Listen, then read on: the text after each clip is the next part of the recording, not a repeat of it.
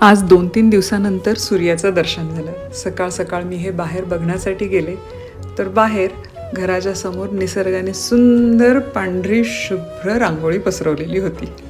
हे बघायला कितीही सुंदर वाटत असलं ना, तरीही त्यामागचं जे काम आहे ते मात्र खूपच कठीण आहे.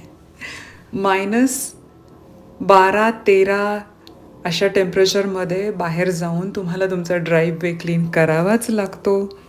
मुलांच्या शाळा बंद असतात, ना ते घरात फार काही करू शकतात, ना बाहेर जाऊ शकतात. कितीही छान वाटत असलं तरी एवढा बर्फाळ प्रदेशात राहणं म्हणजे ना खरंच कठीण आहे. तुम्ही बघू शकताय ते फवारे बर्फाचे केवढे उंच उंच उडत आहेत आणि रोड तुम्हाला स्वच्छ दिसत असेलच. तो रोडवरचा स्नो मात्र पहाटे 3:30-4 वाजताच मला गाड्यांचा आवाज येत होता.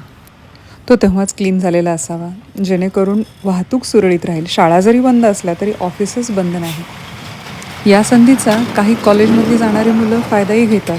त्यांच्याकडे असे ब्लोअर मशीन असतात, ते घेऊन बाहेर निघतात आणि पैसे कमवण्याची ही संधी मात्र ती मुलं सोडत नाहीत. शक्यतो वास्तुशास्त्रानुसार असं म्हणतात की साऊथ फेसिंग घरं घेऊ नयेत, पण इकडे अमेरिकेत राहिल्यापासून असं वाटायला लागलं की साऊथ फेसिंगच घर घ्यायला हवं.